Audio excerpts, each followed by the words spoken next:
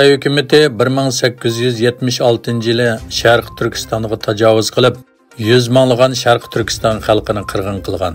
Boshqa ellarda sargardon bo'lishga sabab bo'lgan, Sharq Turkistonni ishg'ol qilishda muhim rol o'ynagan qonxo'r Zozingtangni atalmish qutqizuvchi qo'mondan deb sifatlab, kuchli tashviq qilmoqda.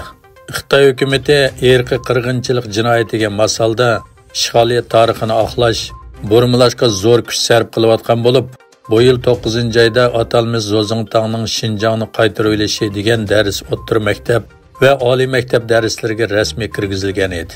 Shundaqla Xitoy oldingi oyda Qo'molda yangidan qurilgan atalmish Zozingtang madaniyat tadqiqot o'rni yopiq etish murosimi o'tkazgan edi.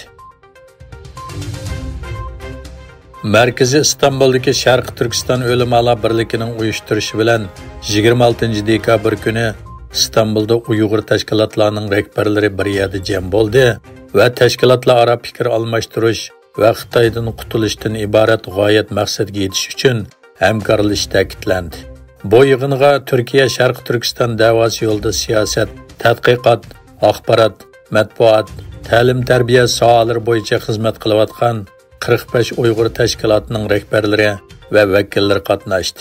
Yig'inga riyosatchilik qilgan Sharq Turkiston o'limalar birligining muavin raisi Abdusalom Olim yig'inning maqsadi va ahamiyati to'g'risida to'xtalib, tashkilotlar aro hamkorlikni kuchaytirish, masalalarni hal qilishda bir yerga jam bo'lib tushunish hosil qilish, dushmandan qutulishdan iborat g'oyat maqsad uchun o'rtaq harakat qilish kerakligini ta'kidladi.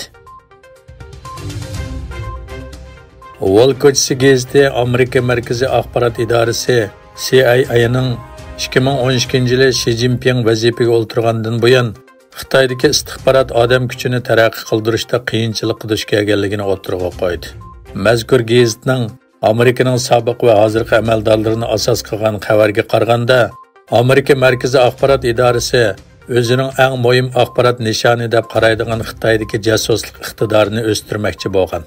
Aloqador xodimlarning aytishicha, axborot kamtikligi sababidan Amerika Xi Jinping va uning chambirki o'tirisida Tayvan qatorliq muhim bexatarlik masalalar va boshqa masalalar o'tirisidagi maxfiy suhbatlarga oid cheklik uchirga ega ekan. Amerika Markaziy axborot idorasining boshlig'i William Burns biz yaqinqi 3 yilda Xitoydagi odam kuchiga qaratgan xamchotni birasidan ko'proq oshirdik degan. Gollandiya Quruqlik armiyasi qo'mondoni Leytenant general Martin Vigin biz cho'qim Rossiya bilan urushga tayyorlik qilishimiz kerak dedi. U Gollandiyaning Rossiya bilan bo'lgan orliqi 1500 kilometr bo'lganligi uchun o'zining bexatarligi kapolatga ega deb o'ylamasligi kerakligini ta'kidladi. U mundaq dedi: Rossiya tushunadigan bir til bor. U bo'lsa kuchli armiya. Vigin davlat mudofaa ministrligidagi xodimlar kamchiligini tugatishning muhimligini o'tirg'a qo'ydi.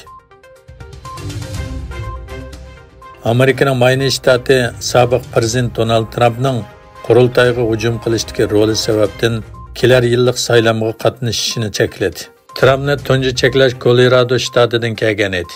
Colorado Oliy sud mahkamasi parlamentining hujumga uchirganligi sababli Trumpning saylovga qatnashishini chekladi. Hindiston hukumatining Pegasus jasuslik yumshoq detali orqali o'qituvchi muxbirlarni o'g'irlikcha anglaganligi o'ttirg'a qo'yilgan edi. Xalqaro kechirim tashkiloti bilan Washington pochtasi gazeti birlikda elib borgan tadqiqot natijasi bu vaqtdagi andishlarni texmo kuchaytirdi.